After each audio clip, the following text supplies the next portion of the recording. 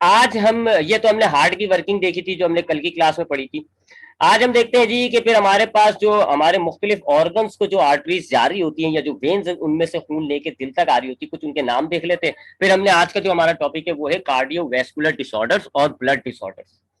देखिए जी, अभी हमने बात की हार्ट की वर्किंग को, थोड़ा सा हमने रिपीट किया।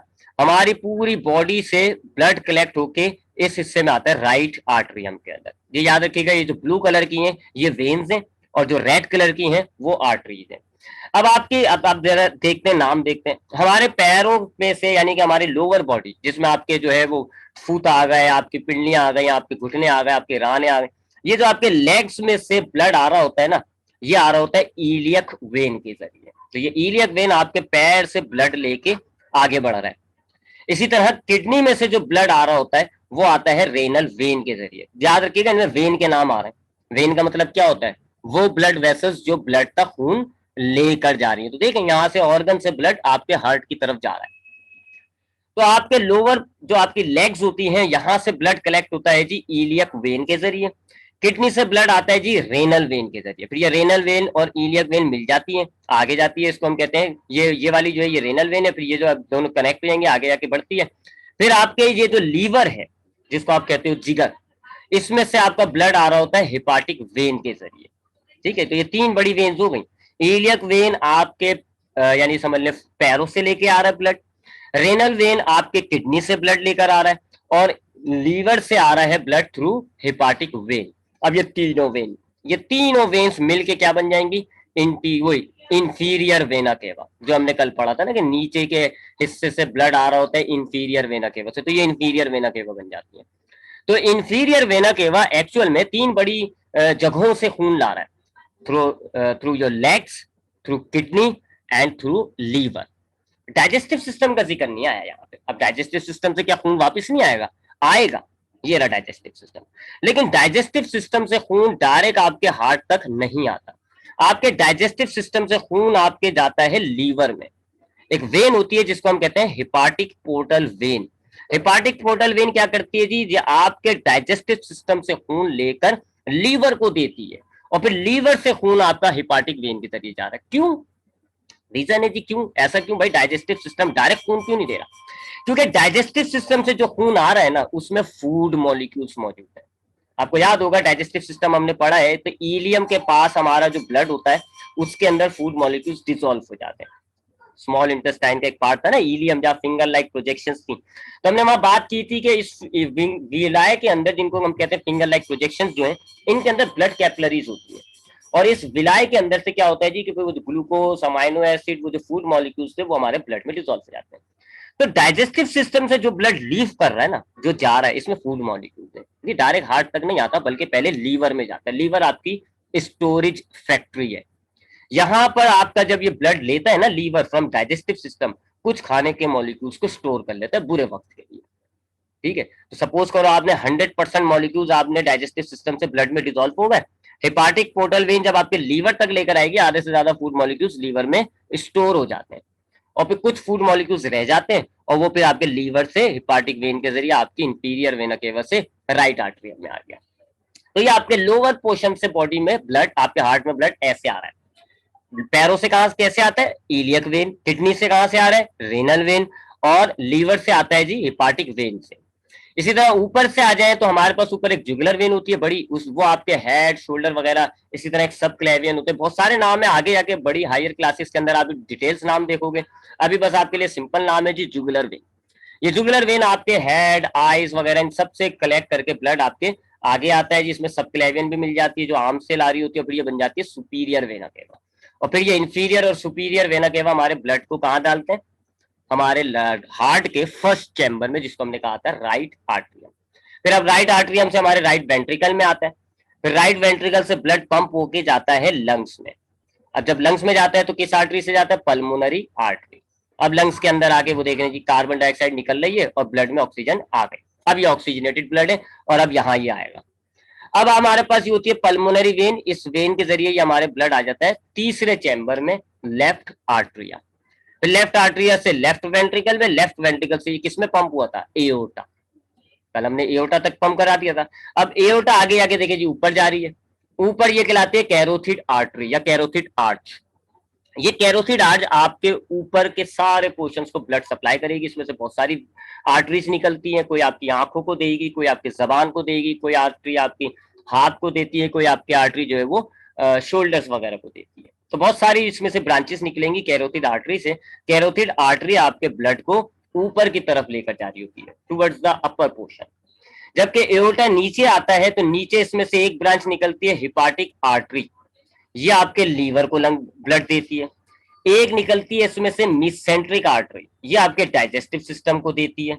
एक उसके बाद निकलती है जी रेनल आर्टरी, ये आपके किडनीज को देती है। और एक निकलती है इलियक आर्टरी, ये आपके पैरों को ब्लड देती है। तो एओर्टा जब नीचे की तरफ डिसेंड होती है, नीचे की तरफ जाती है, इसमें से काफी ब्रांचेस निकलती है।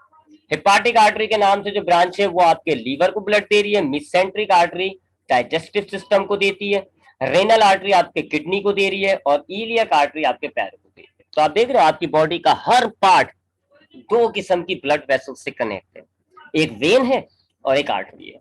वेन जो है आपके उस ब्लड पार्ट में, आपके उस बॉडी पार्ट में से खून को लेके जा रही है, जबकि आर्टरी जो है आपके उस बॉडी पार्ट में खून को ला रही है। जैसे फॉर एग्जाम्पल किडनी की बात करें, देखें किडनी से आप देखें दो वेन, दो ब्लड वेसल जुड़ी हुई है, एक रेनल आर्टरी एक renal vein. Renal artery kidney को ब्लड सप्लाई करती है, रेनल वेन किडनी में से ब्लड ले जाती है। अब रेनल आर्टरी जो ब्लड सप्लाई कर रही है उसमें फूड मॉलिक्यूल्स भी हैं, ऑक्सीजन भी है, किडनी को खाना और ऑक्सीजन दोनों मिल रहा है। ये रिस्पायरेशन करके अपने सेल्स के जो इसके जो सेल्स हैं वो एनर्जी प्रोड्यूस कर लेगा। और जो रेनल वेन जा रही है, इसमें से जो ब्लड जा रहा है, अब उसके अंदर जो है वो कार्बन डाइऑक्साइड गैस मौजूद है, वो आगे जाके लंग्स में से निकल जाएगी। तो ये हो गया जी हमारा सर्कुलेटरी सिस्टम। हमने काफी डिटेल में पढ़ा जी, तमाम इसके जो तीन कंपोनेंट्स हैं, हमने उन तीनों कंपोनेंट्स को डिटेल में पढ़ा। हमने जो है फिर हार्ट को भी बहुत डिटेल में पढ़ा, फिर देखा कि हमारे ब्लड वेसल्स के जरिए हमारे पूरी बॉडी में ब्लड कैसे सर्कुलेट हो रहा है। एक चीज आपने नोट की होगी, आपका ब्लड वेसल से बाहर नहीं है, आपका ब्लड वेसल्स के अंदर ही रहता है। देखो ना, यहां से ब्लड आया आया आया, अब यहाँ किडनी में जब आ रहा है ना, ये उसमें से वो कैपिलरीज बन जाएंगी। अब ये जो है ना रेनल आर्टरी, ये अब किडनी के अंदर जाके बहुत सारी डिवाइड हो जाएगी और ये पतली पतली सी कैपिलरीज बन जाएंगी। कैपिलरीज में से खून बाहर नहीं आएगा, लेकिन कैपिलरीज के अंदर से मटेरियल्स बाहर आ जाएंगे। सेल्स के अंदर से मटेरियल्स कैपिलरीज के जरिए ब्लड में चले जाएंगे और फिर यही कैपिलरीज आगे जाके रेनल वेन बन जाएंगी। तो इस किस्म के सर्कुलेटरी सिस्टम को हम कहते हैं क्लोज टाइप सर्कुलेटरी सिस्टम, जिसके अंदर हमारा ब्लड वेसल से बाहर नहीं आएगा। याद रखिएगा, दो किस्म के हमारे पास सर्कुलेटरी सिस्टम होते हैं, एक कहलाता है क्लोज टाइप यानी बंद, और एक कहलाता है ओपन टाइप यानी खुला हुआ। हमारा ये जो ह्यूमन का हम इतनी दिनों से पढ़ रहे हैं ना, ये क्लोज टाइप है। आप देखो इसके अंदर ब्लड बाहर नहीं है, ब्लड आपका खाली ब्लड वेसल्स के अंदर ही है। ठीक है, तो ऐसे ऐसे सर्कुलेटरी सिस्टम को हम कहते हैं क्लोज टाइप सर्कुलेटरी सिस्टम, जिसके अंदर से आपकी आर्टरीज के अंदर से, फिर कैपिलरीज में से, फिर वेन्स में से आपका ब्लड चला जाता है, इन वेसल से बाहर नहीं निकलता। जबकि इंसेक्ट वगैरह जो होते हैं, जैसे कि लाल बेक, आर्थ्रोपोड, बटरफ्लाई वगैरह, इनका जो सर्कुलेटरी सिस्टम होता है वो कहलाता है ओपन टाइप। ओपन का मतलब क्या होता है? खुला हुआ। तो इनमें क्या होता है जी, इनके अंदर यही होता है, आपके इनका हार्ट होता है, हार्ट जो है वो एओर्टा के अंदर ब्लड पंप कर देता है। अब वो ब्लड वेसल जो होती है ना एओर्टा, जैसी वो ऑर्गन के अंदर आती है ना, यहाँ कैपिलरीज नहीं होती, ब्लड एओर्टा से निकल कर आपके ये जो जैसे किडनी है, तो इनके सेल्स की स्पेसिस में आ जाता है। अब ब्लड वेसल से बाहर आ गया, समझ आई बात? इंसान के अंदर आर्टरीज से किस में गया था? कैपिलरीज। कैपिलरीज से किस में गया था? वेन्स। बाहर नहीं आया। जबकि ओपन टाइप जो सर्कुलेटरी सिस्टम होता है उसमें आर्टरी से बाहर आ जाता है, कैपिलरीज नहीं होती, आर्टरीज से बाहर आ जाता है खून। अब ये जो किडनी है ना, इनके सेल्स और इनके टिश्यूज के दरमियान स्पेस मौजूद होती है, उन स्पेसिस में ये आ जाता है ब्लड। अब यहाँ किडनी के जो सेल्स हैं वो इस ब्लड में से मटेरियल्स को एक्सचेंज कर लेंगे और फिर ये ब्लड वेन्स में चले जाएगा। तो सीधी सी बात है, आप अगर पुरानी डायग्राम को देखो, ये जो पुरानी डायग्राम है, कहाँ गई? एक मिनट दिखाता हूं मैं आपको। ब्लड वो वेन्स में कैपिलरीज वाली, ये क्लोज टाइप है। इसमें देखें आर्टरी से ब्लड आया, कैपिलरीज, कैपिलरीज से वेन्स और फिर वापस हार्ट। ब्लड जो है वो आपका इन्हीं वेसल्स के अंदर ट्रेवल कर रहा है, इनसे बाहर नहीं है। इसको हम कहते हैं क्लोज टाइप। और अगर ये कैपिलरीज आप हटा दो तो क्या होगा? आर्टरी से आपका ब्लड आएगा, फिर टिश्यू की स्पेसिस में आ जाएगा, बाहर आ गया ब्लड वेसल से। और फिर ये सारा यहाँ पे मटेरियल एक्सचेंज होकर फिर दोबारा वेन्स में जाएगा। तो ऐसे इस सर्कुलेटरी सिस्टम को हम कहते हैं क्लोज टाइप सर्कुलेटरी सिस्टम, जो कि इंसेक्ट वगैरह में पाया जाता है। ठीक है, तो ये हमने दो सर्कुलेटरी सिस्टम की टाइप्स भी पढ़ ली। हमारा सर्कुलेटरी सिस्टम यहाँ वाइंड अप हो जाता है। अब हमारा जो नेक्स्ट टॉपिक है, वो है जी ये कार्डियोवैस्कुलर डिसऑर्डर। कार्डियोवैस्कुलर डिसऑर्डर कहते हैं जी हमारे सर्कुलेटरी सिस्टम में होने वाली फॉल्ट, हमारे सर्कुलेटरी सिस्टम की से रिलेट बीमारियां। यहाँ कार्डियो का मतलब हो गया दिल, वैस्कुलर जो है वो ब्लड वेसल्स वाला वैस्कुलर है। ठीक है, तो कार्डियो का मतलब हो गया दिल से रिलेट, और वैस्कुलर का मतलब हो गया आर्टरीज, वेन्स, इनसे रिलेट। डिसऑर्डर का मतलब होता है कोई चीज अगर खराब होता है। तो हमारे कार्डियोवैस्कुलर डिसऑर्डर्स क्या होते हैं जी? ये वो बीमारियां हैं, ये वो मसले मसाइल हैं जिनका ताल्लुक हमारे दिल और हमारी ब्लड वेसल से होता है। बहुत सारी बड़ी मशहूर मशहूर बीमारियां हैं, आपके जैसे नॉलेज में होगा, इनमें होगा कि मौत की कई वजूहत में कार्डियोवैस्कुलर डिसऑर्डर से मरने वाले लोगों की तादाद ज्यादा होती है। ठीक है, हमारे यहाँ जो अगर हम इंसानों को नेचुरल बीमारियां होती है ना, कुदरती बीमारियां, उनमें ज्यादा बीमारियां जो है वो कार्डियोवैस्कुलर ही होती हैं, यानी हार्ट और ब्लड वेसल से रिलेटेड।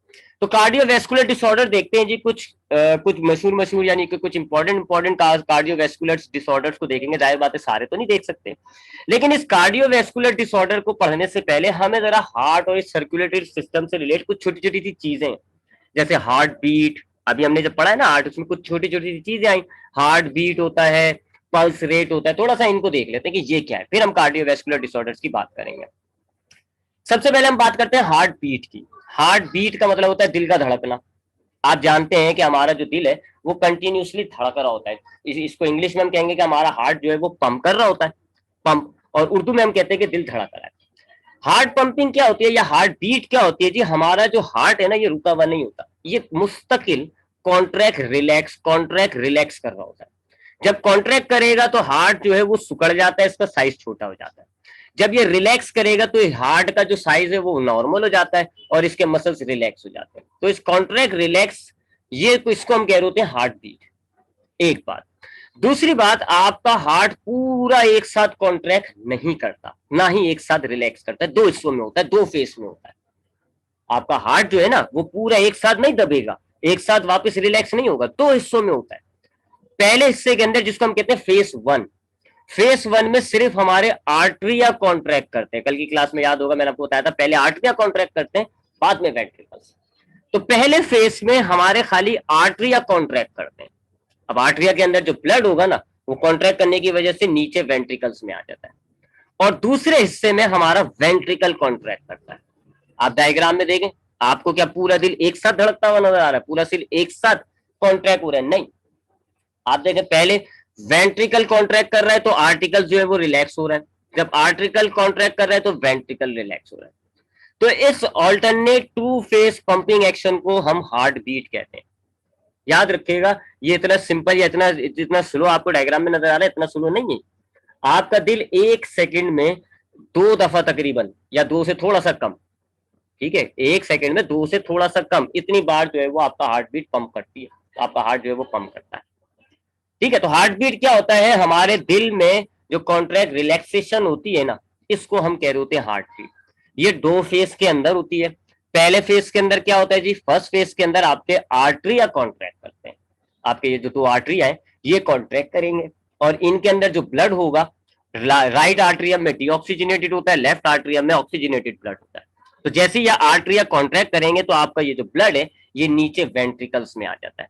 तो ये पहला फेस होता है। पहले फेस के अंदर क्या होता है? हार्ट बीट के हमारे आर्टरिया कॉन्ट्रैक्ट करते हैं और ब्लड हमारा वेंट्रिकल्स में आ जाता है। उसके बाद दूसरे फेस में क्या होता है जी?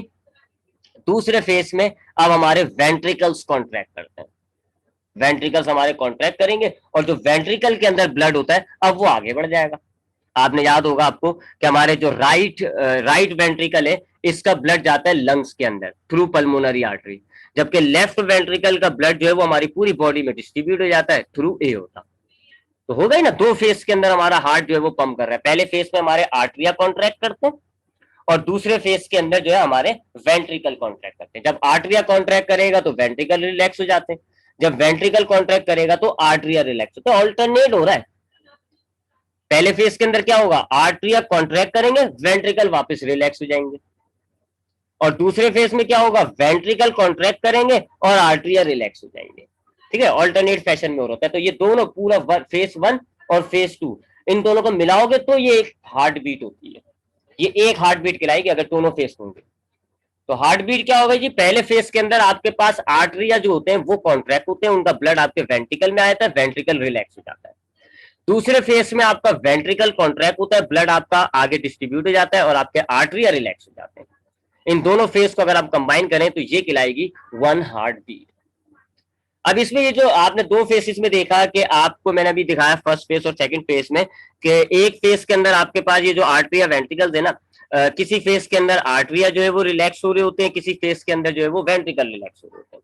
जैसे पहले फेस में आर्टरिया कॉन्ट्रैक्ट होते हैं और वेंट्रिकल रिलैक्स होता है, और दूसरे फेस में वेंट्रिकल कॉन्ट्रैक्ट होता है और आर्टरिया रिलैक्स होता है।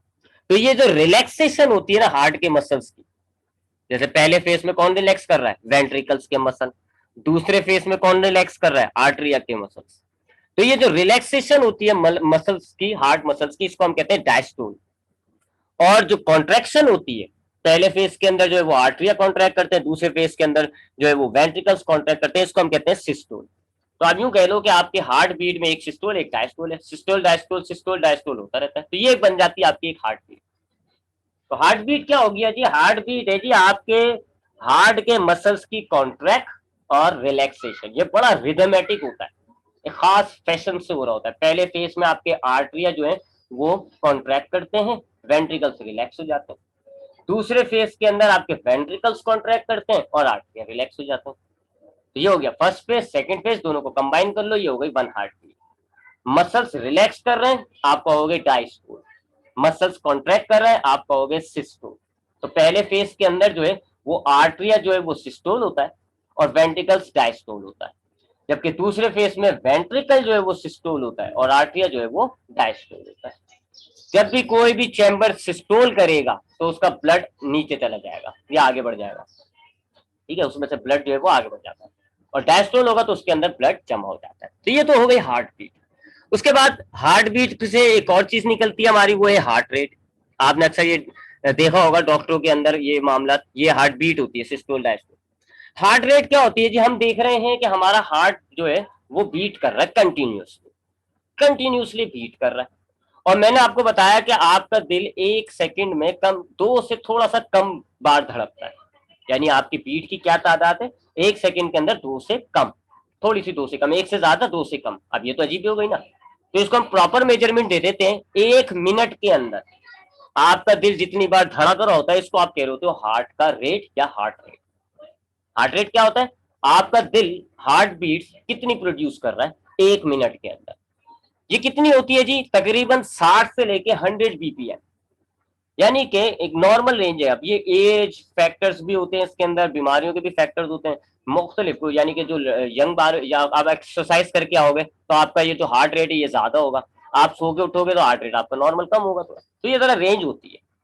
तो हार्ट बीट क्या है, हार्ट रेट क्या होता है जी, आपकी हार्ट जो है वो एक मिनट में कितनी बार धड़क रहा है, एक मिनट में हार्ट बीट कितनी प्रोड्यूस हो रही है, इसको आप हार्ट रेट कहते हो। नॉर्मली ये कितना होता है, 60 से लेके 100, यानी कि आपका दिल जो है वो एक मिनट के अंदर कम से कम 60, ज्यादा से ज्यादा 100 बार धड़कता है।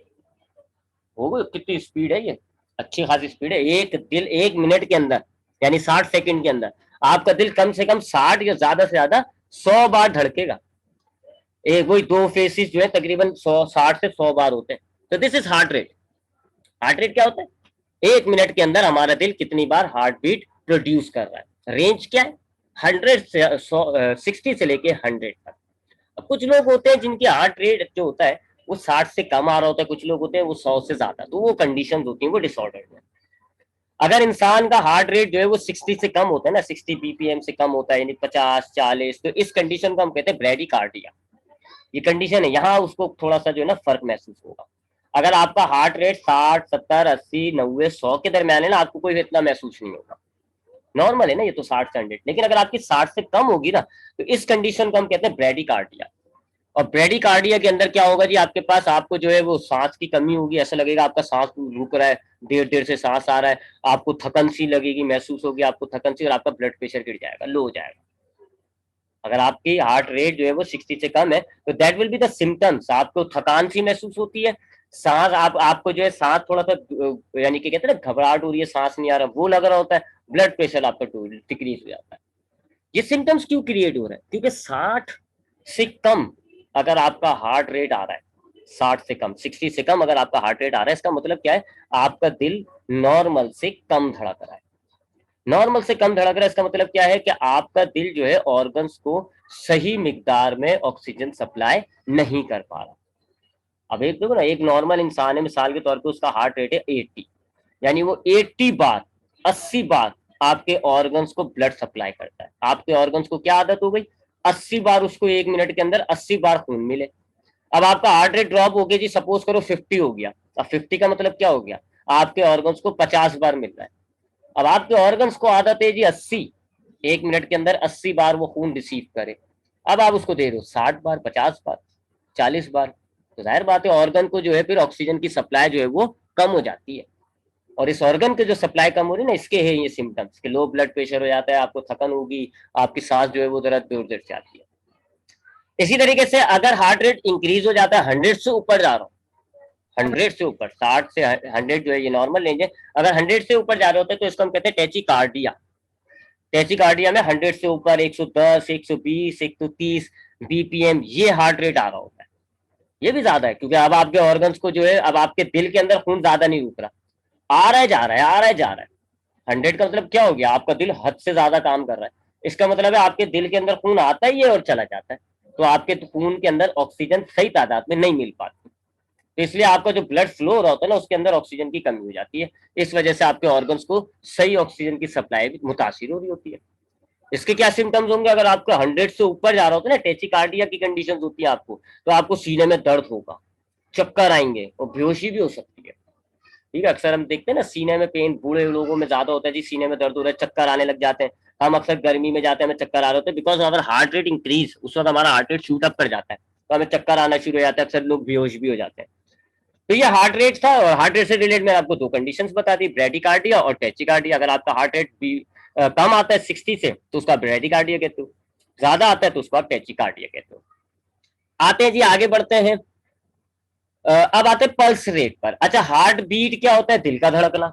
1 मिनट के अंदर दिल कितनी बार धड़क रहा है, इसको आप क्या कहते हो? Heart beat.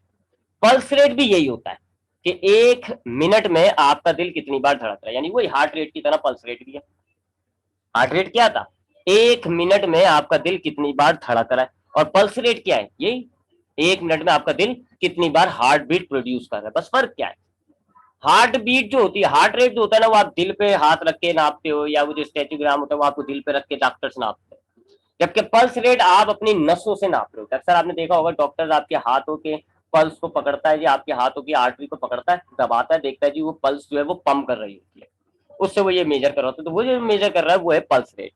जाहिर बात है जितनी बार खून धड़केगा उतनी बार आपकी आर्टरीज में से खून गुजरेगा, और जितनी बार आपकी आर्टरीज में से खून गुजरेगा, आपकी आर्टरीज ऐसे जो है वो फूलती है, जैसे आपको डायग्राम में नजर आ रहा है। जैसे आपकी आर्टरी में से खून गुजरेगा ना, आपकी आर्टरी थोड़ा सा बाहर की तरफ पंप करती है, जैसे दिल पंप कर रहा है ऐसे पंप, ये हमें पल्स महसूस हो रही होती है। तो पल्स रेट, हार्ट बीट एक ही बात है। हार्ट बीट और सॉरी हार्ट रेट और पल्स रेट एक ही चीज होती है। आपका दिल 1 मिनट में कितनी बार धड़क रहा है, बस फर्क क्या है? हार्ट बीट जो है वो आप दिल से नाप रहे होते हो, जबकि पल्स रेट आप अपने हाथों के पल्सिस से नाप रहे होते हो। तो अक्सर अपने हाथ पे, अपनी उंगलियों पे हाथ रखो, आपको आर्टरी महसूस होगी। आपको आर्टरी जब महसूस होगी, थोड़ा सा उसको प्रेस करें तो आपको आर्टरीज का प्रेशर महसूस होगा। जैसे ही उस आर्टरी में से खून गुजरेगा, तो आपकी आर्टरी जो है वो थोड़ा सा फूलती है, फिर वापस नॉर्मल हो जाती है।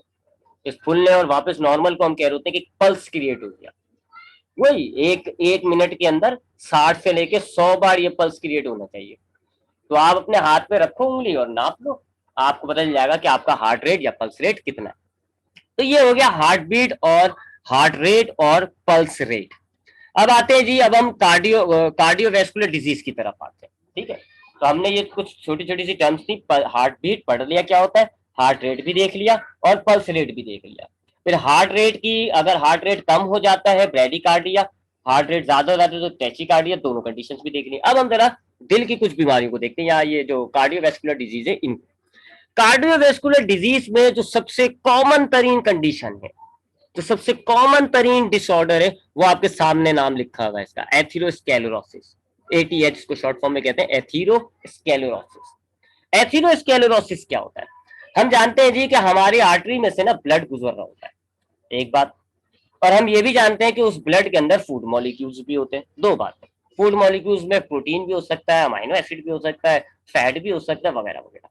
फैट की एक किस्म होती है, जो फैट होती है ना, चर्बी, इसकी एक किस्म होती है, उसको हम कहते हैं एलडीएल, लो डेंसिटी लिपोप्रोटीन, या इसको और दूसरी जबान में, हम कॉमन जबान में कोलेस्ट्रॉल भी कह सकते हैं। तो हम जब खाना खाते हैं, हमारा फूड मॉलिक्यूल हमारे डाइजेस्टिव सिस्टम से गुजर के किस में आ गया? ब्लड में आ गया। और ब्लड हमारा आर्टरीज में से गुजर रहा होता है। इसमें से जो ग्लूकोज होता है उसके जमने के चांसेस नहीं होते, जो प्रोटीन होता है उसके भी जमने के चांसेस नहीं होते, हाई डेंसिटी लिपोप्रोटीन के भी जमने के चांसेस नहीं होते। ये जो होता है ना LDL, cholesterol, low density lipoprotein, ये हमारी ब्लड, अगर हम ज्यादा हो ना, ये हमारे ब्लड वेसल्स में जमना शुरू हो जाता है। अगर आप बहुत ज्यादा हाई कोलेस्ट्रॉल डाइट खाते हो, बहुत ज्यादा तेली गिजा खाओगे, उसमें कोलेस्ट्रॉल होगा, तो क्या होगा? आपके ब्लड के अंदर कोलेस्ट्रॉल लेवल बढ़ जाएगा। तो फिर आपका खून जो है उसके अंदर ज्यादा कोलेस्ट्रॉल मौजूद है। अब जब ये आपका खून, ज्यादा कोलेस्ट्रॉल वाला खून जब आपकी आर्टरीज में से गुजर रहा होता है ना, ये जब आपकी आर्टरीज में से गुजरता है, तो ऐसे उसका जो कोलेस्ट्रॉल होता है ना, वो आपके आर्टरीज में जमना शुरू हो जाता है। अब इससे क्या नुकसान हो रहा है? आपकी आर्टरीज पतली होती जा रही है। ये देखो, एक नॉर्मल आर्टरी है जिसमें कोई कोलेस्ट्रॉल डिपॉजिट नहीं हुआ हुआ, और ये आप देखें जी, इसमें आपके एक प्लेग बना हुआ है जी, कोलेस्ट्रॉल डिपॉजिट होना शुरू हो गया, आर्टरीज का ल्यूमन छोटा हो गया। अब इस आर्टरी में से खून कम गुजरेगा, कम गुजरना शुरू हो जाएगा, और फिर ये आर्टरी जिस ऑर्गन पर भी, जिस ऑर्गन से भी कनेक्ट होगी, वहां ब्लड सप्लाई मुतासिर हो जाएगी। सपोज करो ये आर्टरी जो है वो आपकी हाथ से कनेक्टेड है, या लंग से कनेक्टेड है, या लीवर से कनेक्टेड है, तो अब वहां पे उतना खून नहीं जा पा रहा जितना जाना चाहिए था। जैसे एक नॉर्मल कंडीशन है, ये आपकी एथेरोस्क्लेरोसिस की कंडीशन है। तो एथेरोस्क्लेरोसिस क्या होता है? क्या हमारे ब्लड में जो एलडीएल्स होते हैं ना, कोलेस्ट्रॉल वगैरह, जब हमारे ब्लड में इन कोलेस्ट्रॉल ज्यादा हो जाती हैं, तो ये कोलेस्ट्रॉल जब हमारी आर्टरी में से गुजरती हैं, तो हमारी आर्टरी के अंदर ये कोलेस्ट्रॉल जमना शुरू हो जाती है। इस कंडीशन को हम कहते हैं एथेरोस्क्लेरोसिस। इसके जमने से क्या होता है? हमारी आर्टरी जो है वो पतली हो जाती है, ल्यूमन उसका पतला हो जाता है, उस आर्टरी में से खून का जो गुजर होता है वो कम हो जाता है। और ये आर्टरी आपके जिस ऑर्गन से भी कनेक्ट है, अब वहां खून कम पहुंच रहा है, साथ साथ उस खून के साथ जो उसको खाना चाहिए, जो ऑक्सीजन चाहिए, वो भी उस ऑर्गन को मुतासिर करना शुरू कर देती है। सप्लाई मुतासिर हो गई ऑर्गन की, ऑर्गन काम करना खराब कर देता है। ये सबसे कॉमन है, क्योंकि आप जानते हो पाकिस्तान के अंदर, इंडिया पाकिस्तान के अंदर हाई कोलेस्ट्रॉल डाइट खाई जा रही होती है, समोसे, तेल, हर चीज हमारी तली हुई। हमारे जो तेल होते हैं इनके अंदर भी जो है अच्छी वाली कोलेस्ट्रॉल यूज करने के बजाय ना बुरे वाले फैट यूज कर रहे होते हैं, ये एलडीएल।